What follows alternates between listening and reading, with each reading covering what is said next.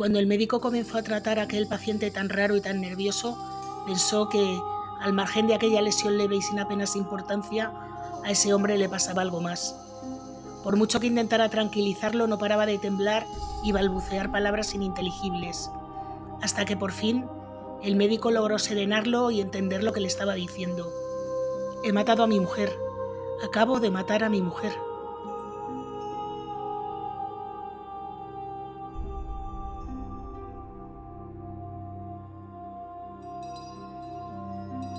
Hola a todos, yo soy Julia y hoy os traigo un caso horrible, horrible e indignante en mi opinión, y que deja bien claro que hay delincuentes a los que su paso por la cárcel no les sirve absolutamente para nada. La reinserción no va con ellos porque hay un tipo de individuos a los que es imposible hacer comprender la diferencia entre el bien y el mal. Y lo peor es que suelen ser aquellos a los que la condena se les reduce por buena conducta. Y es que el problema de esta gente no está nunca dentro de prisión, sino fuera. Son un tipo de delincuentes con un perfil cercano a la psicopatía por un lado, o bien se trata de agresores sexuales o aquellos que han cometido delitos dentro del ámbito intrafamiliar. La historia de hoy es un claro ejemplo de esto que os digo y una demostración de que por mucho empeño que se ponga tanto dentro de las cárceles como incluso entre los familiares y allegados del delincuente, el que no quiere redimirse no lo va a hacer jamás. Y cuando salga volverá a cometer exactamente los mismos delitos. Si quieres saber más, sé bienvenido. Y os recuerdo que si os gusta mi canal os suscribáis, le deis a la campanita, compartáis el vídeo, comentéis y todas estas cosas que a vosotros no os cuesta nada y a mí me ayuda un montón. El 19 de enero de 2019, en la ciudad de Teruel, la policía observa impotente como un hombre al que llevan persiguiendo ya unos minutos salta al vacío desde el punto más alto del viaducto. La altura del mismo, más de 100 metros, no deja lugar a la esperanza, así que cuando llegan las asistencias sanitarias, lo único que pueden hacer es certificar su muerte. Su identidad se conoce en el mismo lugar en el que cayó, ya que llevaba consigo toda la documentación, y se trata de José Javier Salvador Calvo. José Javier es el principal sospechoso de la muerte de Rebeca Santamalia, la abogada que había llevado su defensa en el juicio en el que fue condenado por la muerte de su mujer, Patricia Maurel, el 22 de mayo de 2003, y por el que ya había cumplido una pena de 14 años de prisión. Aún le quedaban 4 por cumplir cuando salió en libertad condicional en enero de 2017. Es decir, había sido condenado a 18 años de prisión, cumplió 14 y cuando le quedaban 4 salió en libertad condicional. Pero ¿qué le había ocurrido para que Rebeca, la abogada que con tanta profesionalidad lo intentó todo por ayudar a José Javier, perdiera la vida a manos de su defendido? Para saber lo que pasó y por qué, creo que lo mejor es que os empiece a contar todo desde el principio. El 22 de mayo del año 2003, Patricia Susana Maurel, madre de 3 niños de 9, 6 y 4 años y candidata a la alcaldía de la Puebla de Híjar, un pueblo muy pequeñito de la provincia de Teruel, era candidata por el Partido Popular, se encontraba junto con otros miembros de la candidatura en un bar conocido como El Brillante, muy cerca del ayuntamiento, ultimando los últimos detalles de lo que quedaba de campaña electoral. Era un jueves y la campaña terminaba a las 12 de la noche del viernes, con lo cual le quedaban muy poco tiempo ya para las elecciones. Bueno, el caso es que estaban allí todos los miembros de la candidatura a eso de las 8:30 de la tarde, cuando se escuchó un claxon que llamaba insistentemente a Patricia. Se trataba de su marido, que la necesitaba urgentemente para algo que no quedó claro para lo que era. Lo que parece que sí dijo fue: en 2 minutos os la devuelvo. Así que Patricia se montó en la furgoneta con José Javier y nunca más se la volvió a ver con vida. Poco más de 2 horas más tarde, la Guardia Civil de la localidad recibió una llamada de la madre de Patricia en la que decía que su hija había sido amenazada de muerte por su marido. En este punto de la historia, y en otros puntos posteriores, he encontrado versiones un poco contradictorias. Hay una versión que he leído en diarios como ABC que dicen que José Javier entró en el bar y amenazó a Patricia, que fue ahí donde la madre se enteró de que Patricia estaba amenazada de muerte.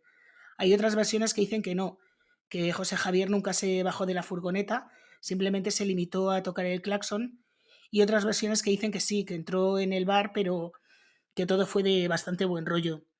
Incluso hay versiones que dicen que José Javier estuvo horas antes de ir al bar, bueno, horas, media hora antes o así de ir al bar, estuvo en casa de los padres de Patricia hablando con la madre, y entonces fue ahí cuando José Javier le dijo a la madre de Susana, perdón, de Patricia, que su mujer tenía una aventura extramatrimonial y que se había enterado por unos mensajes anónimos que le habían mandado al móvil.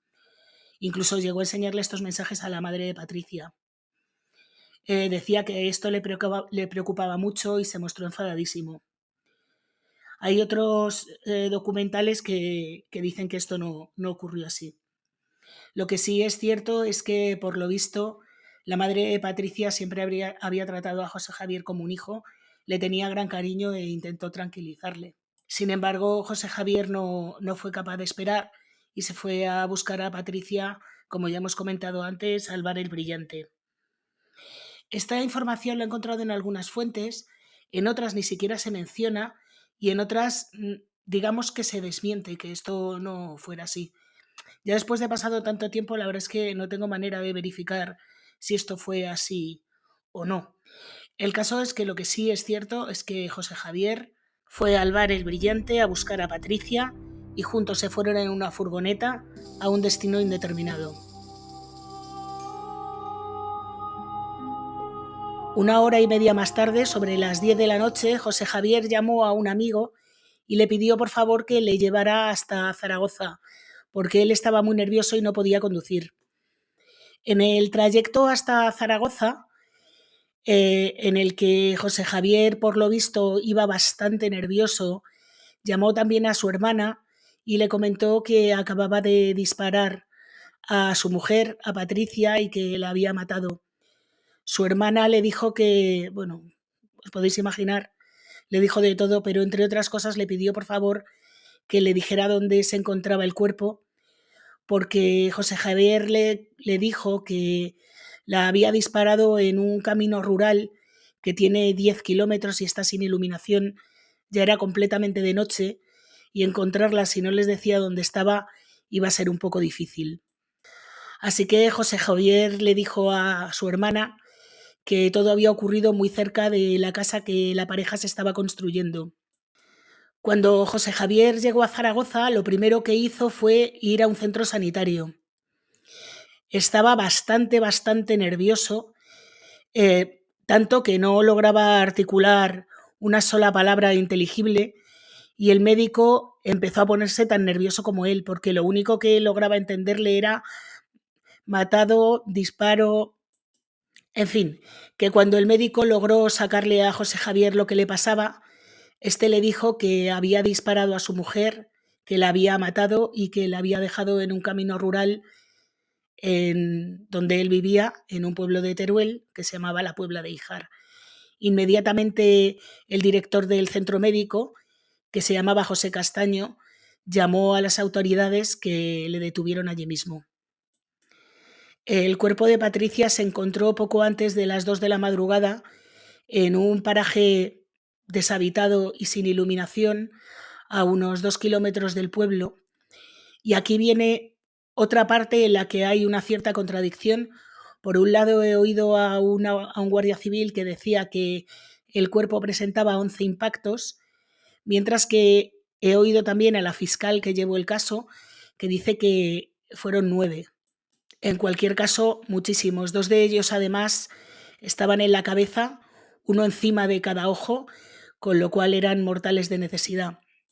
Además, también había impactos en el pecho, en la clavícula y en un brazo, lo que se supone que era una posición defensiva. Los disparos se habían producido por una carabina que José Javier Salvador había adquirido tiempo atrás y, según comentó en la tienda, lo había hecho porque se la quería regalar a su hijo. Que digo yo que vaya regalo para un niño de 8 o 9 años. En fin.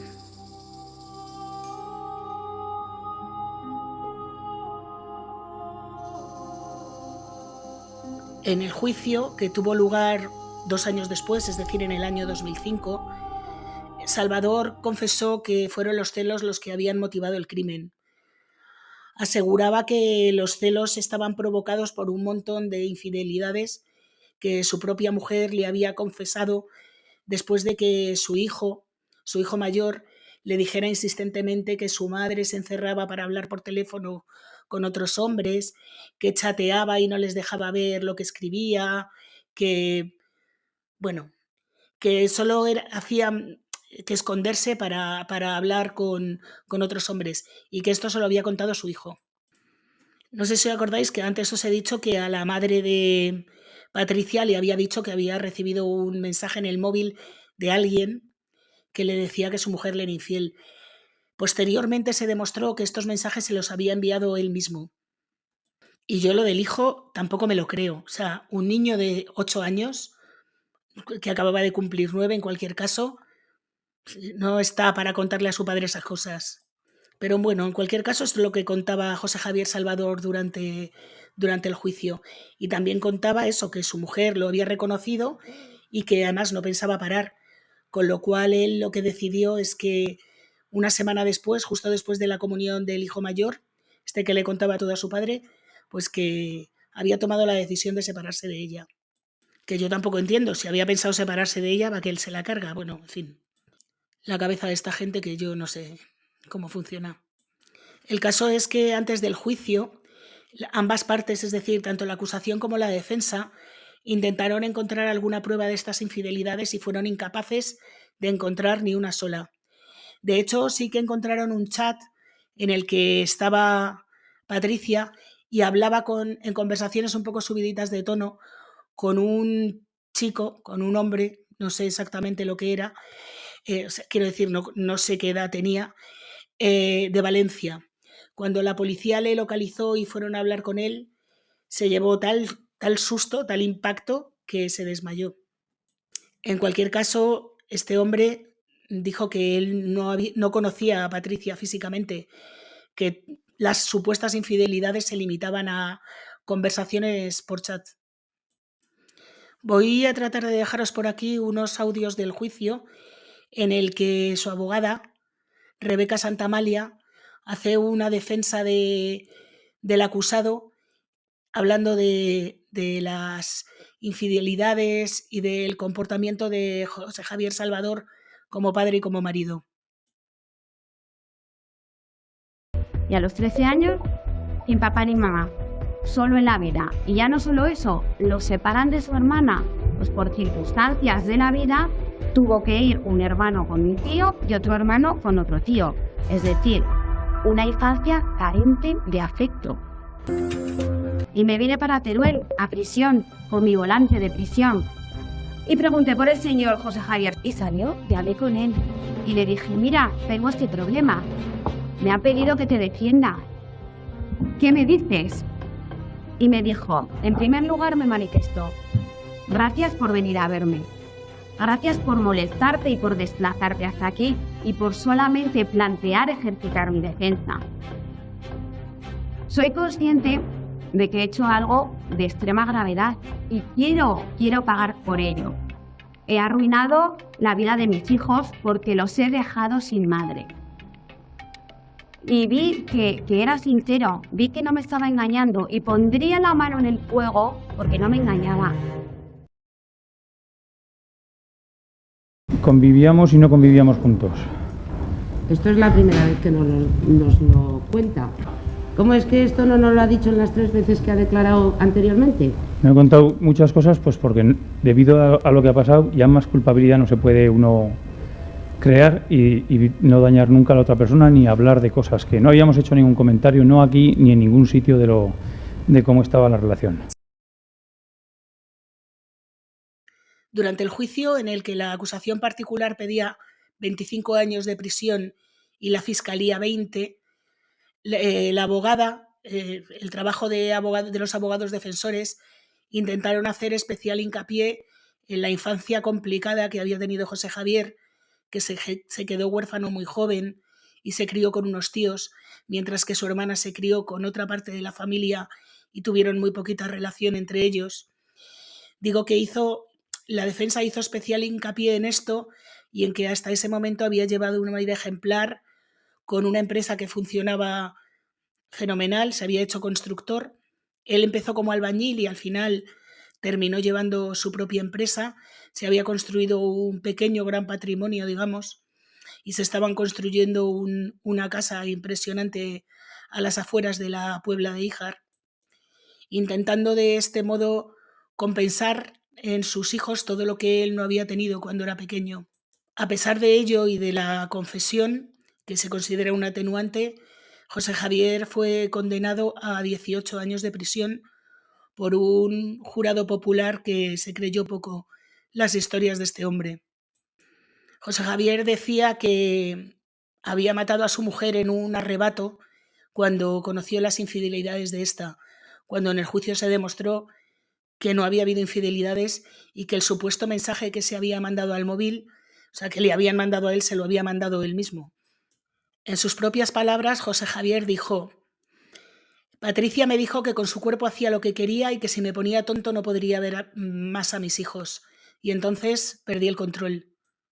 Cuando en realidad para mí que lo tenía todo planeado, si no, ¿de qué va a comprar una carabina? ¿De qué va a ir a casa de la madre a contarle la historia? ¿De qué se va a automandar un mensaje? En fin. Bueno, el caso es que le cayeron 18 años de prisión. Y aunque José Javier intentó envolverse durante el juicio de un ropaje de buena persona, José Javier no era buena persona en absoluto. No solo por lo que había hecho y lo que hizo después, sino por cómo actuó durante todos los años que estuvo en prisión. Además de los 18 años, el jurado popular y el juez le condenaron a pagar una indemnización de 120.000 euros a cada uno de sus hijos para compensarles por la pérdida de la madre. José Javier no solo no pagó un duro a ninguno de sus hijos, sino que hizo un montón de acciones encaminadas a que le embargaran su patrimonio para que sus hijos no pudieran vivir de ellos, y no les pasó ni un duro, ni un euro desde que le metieron en la cárcel. Es más, su suegro, que es quien se hizo cargo de los 3 chavales, era uno de los trabajadores de su empresa. Y claro, al cerrar su empresa, el hombre se quedó en paro. Con lo cual, no solo los suegros, sino también sus hijos pasaron por unas gravísimas consecuencias económicas. En aquella época todavía no estaba en vigor la ley de violencia de género, con lo cual los menores cuyas familias habían sido víctimas de violencia intrafamiliar no recibían ningún tipo de ayuda económica. Me parece de un retorcido increíble. Tras la sentencia, José Javier ingresó en la prisión de Teruel en el año 2005, donde permaneció hasta el año 2013, cuando fue trasladado al Centro de Inserción de Zuera, en Zaragoza, desde donde disfrutaba de permisos penitenciarios. La familia, tanto los hijos como los padres de Patricia, explicaron que pidieron una orden de alejamiento contra él y les fue concedida porque tenían mucho miedo de su propio padre y de que acudiera al pueblo. No querían verle ni en pintura. De hecho, José Javier intentó hablar con sus hijos durante el tiempo que estuvo en prisión, y después de 3 o 4 veces los hijos pidieron que por favor no les obligaran ni a hablar con él ni a volver a verle, porque no querían saber nada de él. Desde el año 2013, José Javier Salvador pidió en innumerables ocasiones que le concedieran la libertad provisional, pero esta siempre le era denegada. Estos trámites para la libertad condicional los estaba llevando otro bufete de abogados distinto al que le llevó la defensa del juicio. Y una de sus abogadas cuenta en uno de los documentales que he visto sobre el caso que José Javier era una persona bastante perturbadora, que intentaba llevar a su terreno a todo el mundo, especialmente a las mujeres, a las que intentaba seducir. Se creía un playboy, y cuenta esta abogada que a ella le daba bastante repelús este señor. Bueno, el caso es que después de numerosos intentos, por fin en el año 2017, un juez de vigilancia penitenciaria le otorgó la libertad condicional a pesar de la oposición de la Junta de Tratamiento de la Cárcel de Zuera, que creía que aún no estaba en condiciones para estar en libertad. Que digo yo que estos señores que viven con él, es decir, los de la cárcel, sabrán mejor que un juez que está en su despacho en qué situación se encuentra este individuo, ¿no? Vamos, digo yo. Y de hecho el tiempo demostró que los que tenían razón eran los de la Junta de Tratamiento Penitenciario, no el señor juez. Pero bueno, el caso es que cuando José Javier salió de la cárcel no se le ocurrió volver a la Puebla de Híjar ni a Teruel, se quedó viviendo en Zaragoza.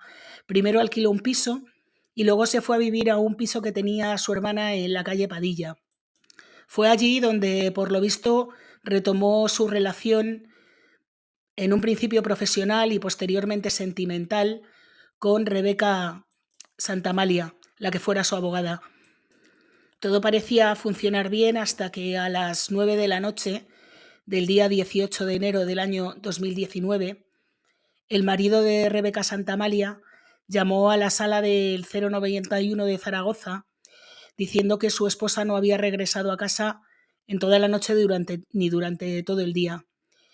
Así que cuando supieron que se trataba de una abogada que llevaba casos penales, la policía decidió hablar con todo su entorno hasta que la propia hermana de Rebeca fue la que les llevó hasta el domicilio de José Javier Salvador en la calle Pradilla, y al no responder nadie ni en el teléfono ni en el domicilio, los agentes decidieron entrar en la vivienda de la que la hermana de José Javier, como os he dicho antes, era propietaria y por supuesto tenía llaves, y allí entraron y encontraron a la abogada.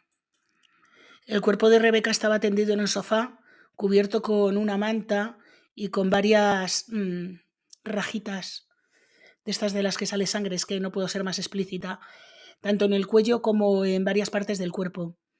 En el suelo había un charco de sangre, pero no había signos de pelea y ni de acciones defensivas por parte de Rebeca, por lo que creen que Javier Salvador la mató cuando estaba desprevenida o bien dormida y no tuvo ninguna posibilidad de defenderse.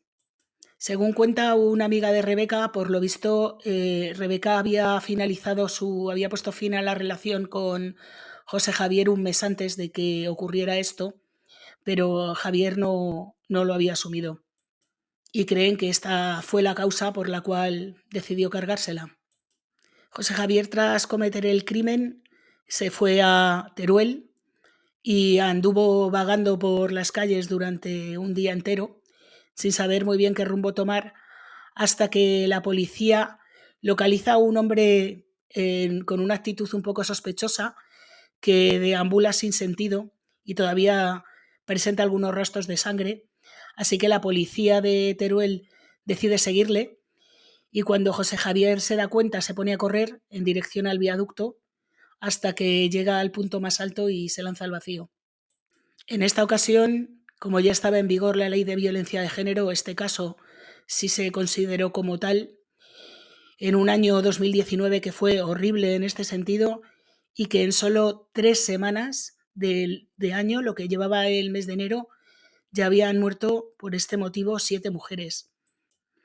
El hecho de tirarse al vacío desde lo alto del viaducto es, una vez más, una conducta bastante cobarde. Yo sé que hay gente que piensa que hay que ser muy valiente para hacerlo, pero yo creo que hay que ser más valiente aún para afrontar las consecuencias de los actos. Y este señor, aparte de todo lo que era, además era un cobarde.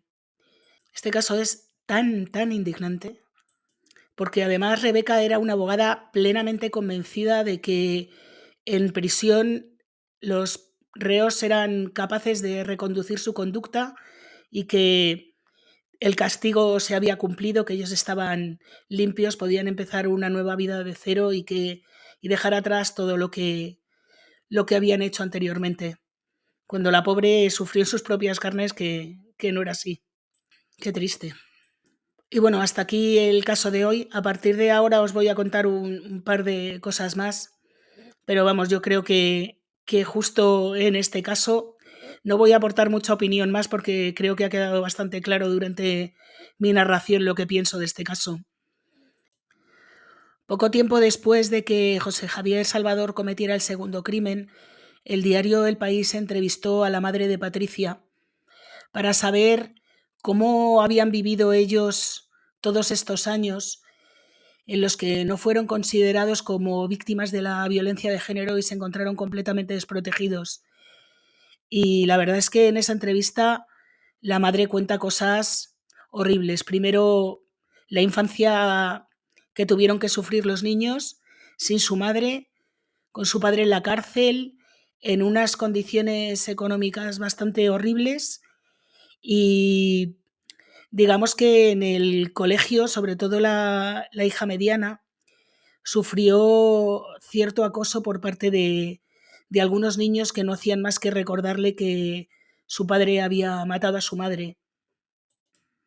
Por lo visto, poco a poco se fueron recuperando y todos los chavales ahora llevan una vida bastante normal, cosa de la que me alegro un montón. Pero vamos, nadie les quita lo que han pasado esos niños. Me parece horrible. Es decir, el padre no solo ejerció violencia contra la madre, sino que le destrozó la vida a sus propios hijos.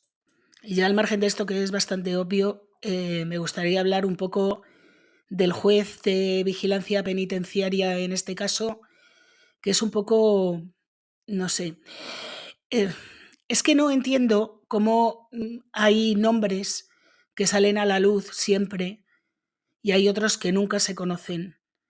¿Quién fue el señor que decidió dejar a un asesino en libertad? No he conseguido saberlo. Es que en este caso creo que la familia de Rebeca Santamalia tendría derecho a reclamarle una indemnización a este individuo. Y aunque una indemnización no arreglaría nada, por lo menos le haría pasar un mal rato a este juez que decidió ponerse su opinión por montera y obviar lo que pensaba el resto de la humanidad. Y luego también Rebeca, que tenía una cabecita de melón, que sabiendo lo que había hecho ya una vez, va y se mete en ese berenjenal. Yo es que de verdad que hay cosas que no comprendo. Bueno, y ahora sí que sí, hasta aquí el caso de hoy. Decidme por favor qué os parece a vosotros, si pensáis lo mismo que yo, si no, si creéis que Rebeca era una inconsciente o si por el contrario estaba completamente engañada, si la ley de violencia de género no sirve para nada, en fin, estas cosas que me gusta mucho leeros y ya sabéis que siempre os contesto. Y bueno, si os ha gustado el caso, suscribiros si no lo estáis, dadme un like, activar la campanita y todas estas cosas. Muchas gracias por escucharme y hasta la semana que viene.